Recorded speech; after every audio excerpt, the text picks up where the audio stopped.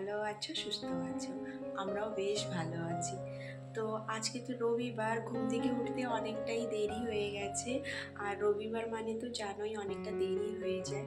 তো যাই হোক, এদিকে কিচেনে চলে এসেছি। আর হাজবেন্ড না ডাবের মানে জল এই যে দিয়েছে, তো ডাব কেটে দিয়েছে, তো ও খেয়ে বেরিয়ে পড়েছে। আর এখন আমি খেয়ে নেব।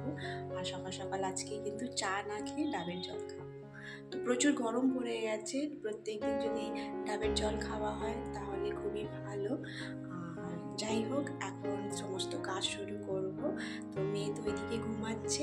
আর চলো, আমি টুকটুক করে কাজ করব, তোমাদের সাথে শেয়ার করব। আশা করছি ভালো লেগে থাকবে, সাথেই থেকো। আসলে এতটাই গরম পড়ে গেছে, তো সকাল সকাল না চা না খেয়ে এই ডাবের জল, শরবত এই ধরনের কিছু খাবার খেলে খুবই ভালো। কিন্তু ওই যে আমার একটা অভ্যাসের মধ্যে হয়ে গেছে চা খাওয়া। তো প্রত্যেক দিন হাজব্যান্ড একটু বকাবকিই করে, বলে যে তুমি ব্রেকফাস্টের পরে চা খাবে, কিন্তু এই খালি পেটে চা খাও না। কিন্তু আমার ওই যে একটা অভ্যাস হয়ে গেছে, না কি করব, না খেলে না আবার না মাথা ধরে, জানো তো। মানে যেন চোখে মুখে যেন ঘুম ঘুম আছে, এইরকম ঘুমই ছাড়তে চায় না। তো তাই আমি 1 কাপ চা খেয়ে থাকি। তো আজকে চা না খেয়ে ডাবের জল খেলাম। তো যেদিনকে হাজব্যান্ড ওই ডাবের জল কিংবা লেবুর শরবত বানায়, তো তখন আমি খাই। আমি আর নিজে থেকে বানিয়ে খাই না। আসলে এইসব আমি ওই 11টা-12টার দিকেই খেয়ে থাকি। কিন্তু সকালবেলা খেলেও খুব ভালো খালি পেটে। তো তাই খেয়ে নিলাম। আর হাজব্যান্ড তখন বেরিয়ে পড়েছে। আর ও তো ব্রেকফাস্ট তো তেমন একটা করে না, ওই শরবত, ডাবের জল এইসবই খেয়ে থাকে। আর যা গরম পড়েছে, মানে এতটাই কষ্ট হচ্ছে না কাজ করতে, কি বলবো। আর এই গরমের সময় না রুটি বানাতে খুবই বিরক্ত কথা হয়ে যায় একটা। কিন্তু কি করব, আমার প্রত্যেক দিনের একটা অভ্যাস হয়ে গেছে রুটি খাওয়া। আর তেল জিনিস তো তেমন একটা না খাওয়াই ভালো। তো তাই রুটিই বানিয়ে নিচ্ছি। আর আমার মেয়েও জানো তো রুটি খেতে খুব ভালোবাসে। আর ভাত তো তেমন একটা এখন আমরা সকালে খাই না, কারণ ভাত না ওই 3 বেলা খেতে আর ভালো লাগে না। সকালে একটু এরকম জলখাবার, একটু রুটি, পরোটা এইসব ধরনের কিছু খাবার থাকলে খুব ভালো লাগে। তো এদিকে ঝটপট করে রুটিটা বানিয়ে তারপরে মেয়েকে ঘুম থেকে তুলবো। আর আজকে তো রবিবার, তো আজকে না তেমন একটা ওই মাংস, মানে কোনো রকম মাংস রান্না কিছুই করব না। আসলে হাজব্যান্ডের না ওই গত 2 দিন ধরে এতটাই পরিমাণে জ্বর হচ্ছে, ওর গা হাত পা ব্যথা। তো মাংস খাওয়ার তেমন একটা ইচ্ছা নেই। আমি তো তেমন একটা মানে বানালেই খাই, এমন কিছু না যে খেতেই হবে। ওই হাজব্যান্ড খেতে একটু ভালোবাসে, তো তাই একটু রবিবার, মানে আমাদের না সত্যি কথা বলতে মাংস রবিবার করেই আনতে হবে তেমন একটা না। যখন খেতে ইচ্ছা হয় তখন নিয়েই আসে ও। তো বেশিরভাগ ক্ষেত্রে আমাদের ডিনারেই মাংস খাওয়া হয়, কারণ হাজব্যান্ড না মাংস বানাতে খুব ভালোবাসে। তো প্রত্যেকদিন, মানে প্রত্যেকবার ও সবসময়ই মাংসটা বানায়। তো তাই সকালবেলা, মানে দুপুরে তো তেমন একটা টাইম হয়ে ওঠে না। তো তাই ও রাতের জন্যেই মানে নিয়ে আসে, তো ডিনারেই বেশিরভাগ আমাদের মাংস খাওয়া হয়। কিন্তু আজকে আর মাংস খাবো না। আজকে ভাবছি একটু সয়াবিন রান্না করব। ওই হাজব্যান্ডকেই জিজ্ঞেস করেছিলাম যে কী রান্না করব, কী খাবে। তো বলছে যে না তেমন একটা কিছুই খেতে ইচ্ছা করছে না, তো সয়াবিনটা রান্না করো বলছে। আর ভাবছি যে একটু ডাল বানিয়ে নেবো। তো যাই হোক, ওইদিকে সকালে ব্রেকফাস্ট বানিয়ে তারপরে মেয়েকে ঘুম থেকে তুলে দিয়েছিলাম। আর গতকালকে যে জামা প্যান্ট ধুয়েছিলাম সেইগুলো না একটু না ওই সাইডটা না বেশ ভালো রোদ আসে, তো সেইখানটায় দিয়ে দিলাম। আর অন্য জামা প্যান্ট না শুকিয়ে যায়, ওই যে হাজব্যান্ডের প্যান্টগুলো থাকে না, ওই জিন্স প্যান্টগুলো, সেইগুলো কি হয় না ওই কোমরের কাছে ভীষণ মোটা থাকে, তো সেগুলো শুকাতে চায় না। তো ওই জায়গাটা দিয়ে দিলাম, কিছুক্ষণ পরেই শুকিয়ে যাবে, তুলে নেবো। তো যাই হোক, ওইদিকে দুজনে আমরা ব্রেকফাস্টও করে নিয়েছি। আর আজকে ঝাড়ুটা না একটু পরেই মানে দিচ্ছি, কারণ না মেয়ে না একটু ঘুম থেকে উঠতে দেরি হয়েছে, তো আজকে ওকে না তাড়াতাড়ি করে ঘুম থেকে তুলে আর ওকে খাইয়ে দিলাম। তো দুজনেই একসাথেই বসে পড়েছি। আসলে মানে একা খাবে ও, তারপরে আমি বসবো, তো কী করি, এতে টাইমটা একটু বেশি ওয়েস্ট হয়ে যায়, কারণ ও তো খেতে একটু টাইম লাগে। তো তাই ওকে খাওয়াতে খাওয়াতে আবার আমিও খেয়ে নিই। এতে আমার সুবিধা হয়, তাড়াতাড়ি হয়ে যায়, একবারে খেয়ে শেষ করলেই ভালো। তো যাই হোক, ওইদিকে ব্রেকফাস্টটা করে আর সোনা ওইদিকে খেলা করছে ব্যালকনিতে। আর এদিকে ঝটপট করে আমি ঘরটা পরিষ্কার করে নিচ্ছি। এর পর আমি রান্নাটাও বসিয়ে দেবো। আজকে আর স্নান করতে যাব না, কেননা প্রচুর দেরি হয়ে গেছে, রবিবার তো হাজব্যান্ড এসে পড়বে এখন কিছুক্ষণ পরেই। তো যাই হোক, এখানে তো প্রায় ওই 11টা মতন বাজে। তো ঝটপট করে রান্নাটা বসিয়ে দিয়েছি, আর তার ফাঁকে ফাঁকে না একটু আমার অন্য কাজ ছিল সেইগুলো করে নিয়েছি। আসলে সব কিছু তো ক্যামেরার মধ্যে তুলে ধরা সম্ভব হয়ে ওঠে না, সব কিছু যদি আমি তুলে ধরি তাহলে আমার কাজ না অনেকটাই দেরি হয়ে যাবে, যেহেতু একটা ছোট বাচ্চাকে নিয়ে সমস্ত কাজ আমি একা হাতেই করে থাকি। আর সব কিছু যদি ক্যামেরাতে তুলে ধরি তাহলে অনেকটাই দেরি হয়ে যাবে, তার কারণ ক্যামেরা নিয়ে নিয়ে কাজ করতে তো একটু তো দেরি হয়েই যায়। তো যাই হোক, ওইদিকে ভাতটা বসিয়ে দিয়েছি, আর ওইদিকে আমি একটু ডাল সিদ্ধ বসিয়ে দিলাম। আর এখন আমি ঝটপট করে না ওই ব্রেকফাস্ট করার পরে যে কিছু বাসন বেরিয়েছিল সেগুলো সমস্তটা আমি এখন মেজে নিয়েছি, এখন ধুয়ে নিচ্ছি। তো এইরকম আমি স্টেপ বাই স্টেপ কাজগুলো করে থাকি, একটা পরপর কাজ করেই থাকি, কোনো রকমে না মানে বসি না, কারণ বসলেই না অনেকটাই দেরি হয়ে যাবে। আর আমার তো হাজব্যান্ড ওই 12টা থেকে 2টোর মধ্যে মানে কখনও এসে পড়তে পারে, তাই আমি রান্নাটা সেরে রাখি। রান্নাটা সেরে রাখলে না আমার তেমন একটা টেনশন থাকে না, কারণ ও এসে পড়লে তো আবার মানে তাড়াতাড়ি করে খাওয়া দাওয়া করে একটু রেস্ট করে আবার বেরায় তো। তো যাই হোক, আজকে এই যে সয়াবিনটা বানাবো বলছি, তো সয়াবিনটা একটু গরম জলে ভিজিয়ে রাখি। তো এইভাবে একটু ভিজিয়ে রাখলে না বেশ সফট থাকে, আর সয়াবিন খেতেও ভালো লাগে।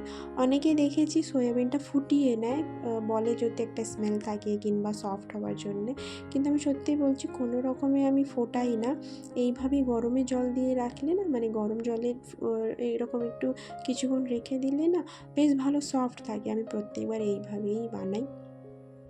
তো যাই হোক, এদিকে ডালটা ফোড়ন দিয়ে দিই তাড়াতাড়ি করে, আর তারপরে সয়াবিনটা রান্না করে নেব। আর জানো তো প্রচুর গরম পড়ে গেছে, আর ওই যে জানলা দিয়ে না, আমার ওই যে জানলা আছে ওই জানলা দিয়ে না ভীষণ হাওয়া আসে, তো মানে খুলে রেখে আমি রান্না করতে পারছি না। বেশ ভালো এখন কিন্তু হাওয়াও দিচ্ছে, আবার প্রচুর গরমও লাগছে, তো প্রচণ্ড গরম পড়ে গেছে। আর এখন তো বৃষ্টি হওয়ার কথা, তো তেমন একটা তো আমাদের এদিকে এখনও বৃষ্টি পড়েনি।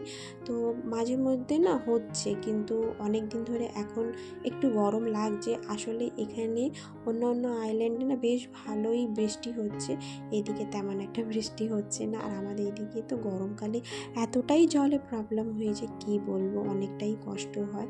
তো আমাদের এদিকে জলের বেশি দরকার, কিন্তু আমাদের এদিকে তেমন একটা বৃষ্টি হচ্ছে না। তো যাই হোক, এদিকে ঝটপট করে রান্নাটা করে নিই।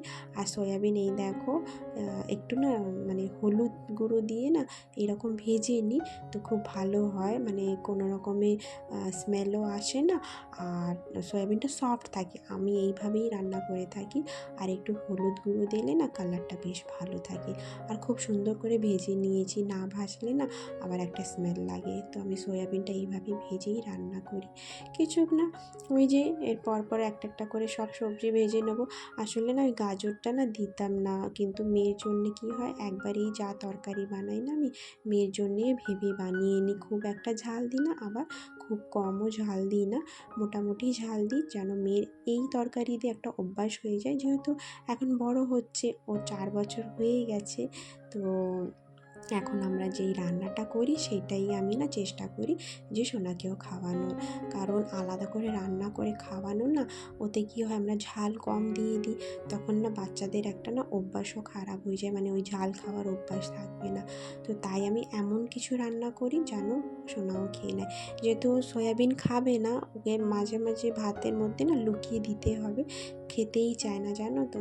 তো এই গাজরটা থাকলে সবজির মধ্যে আমার মেয়ে গাজর খাবে আর ভেন্ডিটা খাবে, ভেন্ডিটা এতই পছন্দ ওর, ভেন্ডিটা হলে আর কিচ্ছু লাগে না। তো যাই হোক, এদিকে ঝটপট করে রান্নাটা কমপ্লিট করে নিয়েছি, প্রায় হয়ে গেছে। লাস্টে একটু ধনে পাতা আর একটু গরম মশলাটা দিলাম লাস্টে, এই গরম মশলাটা দিলে না খুব ভালো লাগে ফ্লেভার। তো যাই হোক, বাড়ির না গরম মশলা যেটা বানিয়ে রাখি আমি সেটা শেষ হয়ে গেছে, তো কেনা গরম মশলা ছিল সেটাই দিয়েছি। আমি বাড়িতে গরম মশলা বানিয়ে রাখি, খুব ভালো সেন্ট থাকে জানো তো, খুব সামান্য দিলেও খুব সুন্দর তরকারিতে সেন্ট বেরোয়। তো যাই হোক, এদিকে রান্নাবান্না কমপ্লিট করে গ্যাস কাউন্টার সমস্ত সব কিছু ভালো করে মুছে ধুয়ে নিয়েছি। ওইদিকে বাসন টাসন সব ধুয়ে নিয়েছি। আর এই যে আমার রান্নাবান্না এদিকে সাইডে রেখে দিয়েছি। তো চলো ফাইনাল লুকটা শেয়ার করে দিই। আর আজকে তো তেমন একটা মাছ টাছ বানাইনি, তো তেমন একটা গ্যাস না খুব একটা নোংরা হয়নি। তো মাছের দিন না খুব ভালো করে মুছতে হয়। যাই হোক, এদিকে রান্নাবান্না কমপ্লিট। আর প্রত্যেক দিন এখন চেষ্টা করছি একটু ডাল বানাতে। তো এখন আমরা খাওয়া দাওয়া করব, সোনাকে স্নান করাবো, আমরা সবাই খাওয়া দাওয়া করব, তারপরে একটু রেস্ট করব, তারপরে তোমাদের সামনে আসবো। Good evening. তো এখন ঘড়িতে প্রায় ওই 6:30 পর। তো এইদিকে সন্ধ্যাবাতি দিয়ে সোনাকে কিছু খাইয়ে আমি একটু চা খেয়ে নিয়েছিলাম। আর এখন ওকে একটু পড়াতে বসিয়েছি। তো ওকে প্রত্যেক দিন চেষ্টা করি অল্প অল্প করে কিছু নতুন শেখানো। আর প্রত্যেক দিন তো স্কুল থেকে এখন হোমওয়ার্ক দিচ্ছেই। তো যাই হোক, এদিকে তো 2 দিন স্কুল গিয়েছে, তারপরে ছুটি পড়ে গেছে। তো ওই 2 দিনের মধ্যেই ম্যাম অনেক হোমওয়ার্ক দিয়ে দিয়েছে স্কুল থেকে। আর এই যে আমাদের এদিকে তো হিন্দি ইংলিশ মাস্ট আছে। আর জানো তো হিন্দি তো বেশ ভালোই শিখে যাচ্ছে মেয়ে। আর ওকে না বাংলা পড়ানো হচ্ছে না। তো আমি তো বাংলা জানি না, সত্যি কথা। আমি ছোটোবেলা দিয়ে ইংলিশ মিডিয়ামে শিখেছি, তো পড়াশোনা করেছি, তো তাই বাংলা হয়নি পড়া। আর খুব কমই যেগুলো ডেলি ইউজে যেইগুলো মানে অ্যালফাবেটগুলো থাকে সেইগুলোই হয়, জানো তো, পারি পড়তে, কিন্তু তেমন একটা আমি ডিপলি বাংলা পড়তে পারি না। তো সোনাকে চেষ্টা করি যে বাংলা শেখানোর, ওর বাবাকে বলি যে তুমি প্রত্যেক দিন একটু ওকে বাংলা শেখাও, না তো বাংলা শেখা হবে না, স্কুলে তো বাংলা নেই। তো হিন্দিটা বেশ ভালোই শিখে গেছে অনেকটাই। তো যাই হোক, ওইদিকে ওকে পড়াশোনা করিয়ে তারপরে দেখো আমি এদিকে কিছু জামা প্যান্ট ধুয়েছিলাম, কিছু না বেশ অনেকটাই জামা প্যান্ট আছে। তো এইদিকে বেড কভার সমস্ত সবটাই আমাকে এখানে ভাঁজ করতে হবে। আর জানো তো, এই জামা প্যান্ট না ফোল্ড করতে আমার একটু ভালো লাগে না, কিন্তু এই যে আমাকেই করতে হবে। আমার হাজব্যান্ড অন্যান্য কাজে হেল্প করে দেয়, কিন্তু এই ঘর গোছানো আর এই জামা প্যান্ট ফোল্ড করা সেটাতে একটু হেল্প করে না, ওরও একটু ভালো লাগে না। তো যাই হোক, রান্নার মধ্যে না আমার অনেকটাই হেল্প করে দেয়, কিন্তু এইগুলোও করতে চায় না, তো আমাকেই করতে হবে। আর এই যে বেড কভারটা দেখতে পাচ্ছ, এতটাই ভারী না কি বলবো, তা বেড কভারটা ওঠাতেই আমার এত কষ্ট হয়ে যাচ্ছে। তো যাই হোক, এদিকে ভালো করে জামা প্যান্টগুলো সব ফোল্ড করে নিই। আর মেয়ে তো নিচে না ওর বাবার সাথে ওই খাতা বইয়ে না মোলার চড়াচ্ছে। তো মোলারটা করতে হবে, কয়েকটা খাতা বইয়ে মোলাটা আছে, আর কয়েকটা খাতা বইয়ে মোলাট করতে হবে। তো এই যে বাবা আর মেয়ে নিচে বসে আছে, আর এইদিকে ঝটপট করে আমি জামা প্যান্টগুলো ফোল্ড করে নিই। আর এই কাজগুলো আমি বেশিরভাগ সন্ধ্যার টাইমেই করে থাকি, কিন্তু এখন তো প্রায় ওই 7:30 মতন বাজে, কেননা সোনাকে ওইদিকে পড়াতে অনেকটাই দেরি হয়েছে, ওকে হোমওয়ার্ক করানো।